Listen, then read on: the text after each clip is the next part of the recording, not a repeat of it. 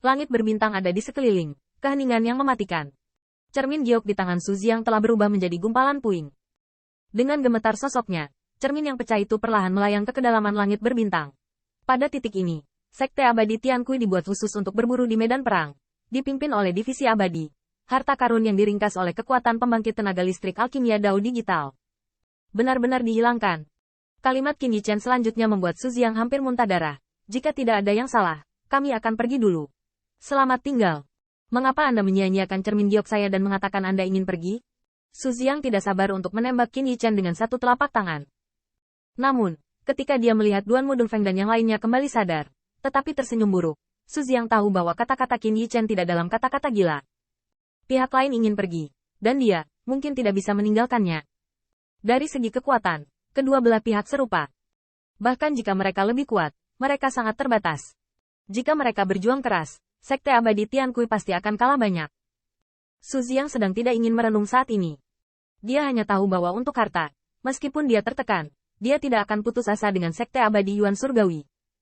Ini juga yang paling menjengkelkan bagi Su Jiang, karena dia melihat senyum di wajah Sekte Abadi Yuan Surgawi, dan bisa menebak dengan kakinya. Ini pasti sesuatu yang sudah lama dipertimbangkan Qin Yichen. Dapat dikatakan bahwa ketika Qin Yichen datang kepadanya secara aktif, dia sudah menghitung semuanya. Perasaan dibawa pergi membuat Su Jiang sangat tak kenal lelah. Yang terpenting, dia masih tidak punya cara untuk membalas. Dan ketika Su Jiang sadar kembali, Qin Yichen bersama-sama memimpin Sekte Abadi Yuan Surgawi menjadi 100 murid. Pencuri Tian Yuan, istirahatlah. Qin Yichen, apakah kamu diganggu? Kakak Su, ayo kejar. Melihat kerumunan sekte yang sama, Su Jiang adalah gigi yang tertakan. Mengapa dia tidak ingin menendang kepala Qin Yichen sebagai bola, tetapi kekuatannya tidak diizinkan. Selain itu, Sekte Abadi Yuan Surgawi bertelanjang kaki dan tidak takut memakai sepatu. Tetapi Su Jiang sendiri tidak ingin bertarung dengan Duan Mudong Feng. Gemetar Su Ji dengan semangat dapat dikatakan bahwa Qin Yichen tamparan ini sangat keras, dan dia tidak bisa melawan. Dan segera, Su Jiang menyadari bahwa tamparan Qin Yichen ini tidak hanya keras, tetapi juga sangat menyakitkan. Saya melihat Sekte Abadi Yuan Surgawi ketika mereka ingin mundur dari awan. Mereka memang diblokir oleh monster yang tak terhitung jumlahnya. Namun, dengan dua lampu yang keluar, monster-monster itu segera membuat celah, seolah-olah mereka ingin segera mengusir dewa yang menghormati. Dan meskipun kebijaksanaan spiritual monster itu sangat rendah, cermin giok yang begitu menakutkan sehingga dia takut untuk menghadapinya rusak. Mereka masih mengetahuinya.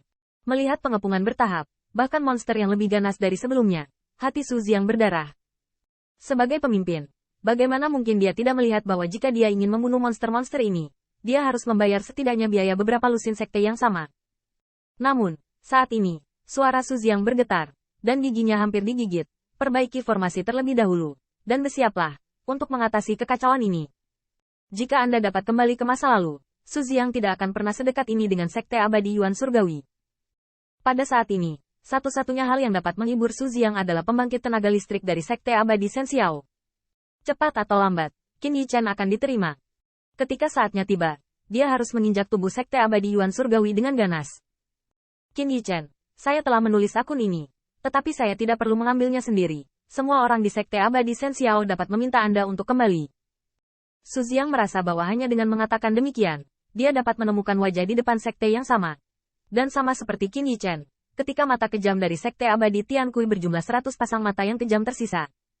Sekte Abadi Bulan yang menakutkan di sisi lain langit berbintang telah memperhatikan konflik antara dua sekte. Kakak Yue, lihat itu. Apakah Tiankui dan Tian Yuan sedang bertarung? Pada saat itu, Yue Wuhua sedang memegang pedang emas, dan jalur energi pedang yang terpotong adalah kekuatan roh yang sangat melonjak, membunuh semua monster di sekitar. Ketika dia mendengar ini, dia segera mengalihkan pandangannya. Namun, apakah itu Sekte Abadi Tiankui atau Sekte Abadi Yuan Surgawi? Yue Wuhua tidak terlalu peduli, dan bahkan ingin dua sekte menggigit anjing itu. Bahkan ketika banyak murid di sekitarnya melihat ini, mereka mencibir, Kakak Yue, apakah kita akan bersenang-senang? Ya, jika kamu bisa membunuh Qin Yichen, apalagi hadiah dari Sekte Abadi Shen Xiao, hanya kristal peri pada pencuri itu adalah keberuntungan. Tapi sebagai pemimpin tim, Bu Yuehua berpikir lebih dari yang lain. Selain itu, selama orang-orang dengan sedikit pikiran dapat memahami, Tiankui dan Sekte Abadi Yuan Surgawi lebih rendah kekuatannya satu sama lain. Tidak mungkin tidak dapat didamaikan jika kurang dari 10.000. Namun, ketika Yue Wuhua merasakan guntur yang mengerikan dan kekuatan keabadian ilahi yang menakutkan, dia tiba-tiba membayangkan gemetar, dan wajahnya berangsur-angsur bermartabat. Dia sepertinya sudah menebak apa yang sedang terjadi. Namun, Yue Wuhua masih tidak percaya, malah merasa jijik. Apakah pencuri itu rusak atau terlalu sombong? Dia pikir dia bisa bersaing dengan kekuatan Divine Immortal yang bagus dengan kesombongannya. Namun, ketika Wuhua melihat siluet ramping di depan Sekte Abadi Yuan Surgawi, karena semua bintang menutupi diri mereka sendiri di sekitar bulan, penghinaan di antara ekspresi tiba-tiba membeku, mendesis. Pada saat itu, Yue Wuhua tidak bisa menahan napas. Meskipun dia tidak terlalu dekat dan memiliki lebih banyak lapisan pemblokiran, yang membuatnya tidak dapat melihat situasi spesifik, ketika dia melihat Qin Yichen, dia dapat menebak hasilnya. Ada apa? Orang-orang dari Sekte Abadi Yuan Surgawi sudah pergi sekarang? Bukankah tadi sangat ramai? Bisakah ini membiarkan pencuri itu pergi? Suzy yang terlalu sengsara? Kakak senior, haruskah kita pergi ke sana dan bergabung dengan Tianku? Selama kita bersedia membayar sejumlah harga, kita memiliki kepercayaan diri yang tinggi untuk mencegat pencuri itu. Saat ini, semua orang di Sekte Abadi masih dalam kekacauan. Mengapa kedua sekte itu segera bertarung dan berakhir dengan tergesa-gesa? Mengapa Suzy yang membujuknya bahwa dia tidak akan berani memburu, dan bahkan orang-orang yang ingin mengambil keuntungan dari Oriole di belakang?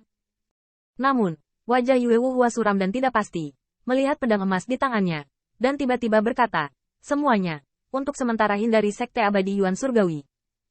Nada Yue Wuhua juga memiliki sedikit penghinaan, tetapi sebagai seorang pemimpin, tidak ada yang berani mempertanyakannya. Tetapi murid sejati dari Sekte Abadi semuanya bingung. Ada apa dengan kakak senior Yue?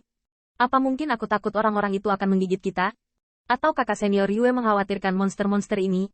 Namun, kita hampir selesai. Yue Wuhua menatap tajam ke arah Sekte Abadi Yuan Surgawi, dan tidak bisa menahan nafas. Apakah dia takut pada monster-monster ini? Dia takut pada pria yang lebih sulit dari monster-monster ini. Pada saat yang sama tertekan, Yue Wuhua bahkan lebih terkejut lagi. Dari kepergian Sekte Abadi Yuan Surgawi, dia tahu bahwa Sekte Abadi Tiankui memilih untuk bertahan. Apa yang menyebabkan hasil ini adalah keberadaan Qin Yichen, selain kesulitan membedakan kekuatan kedua belah pihak. Pencuri itu, aku khawatir aku tidak akan menghancurkan semua harta Sekte Abadi.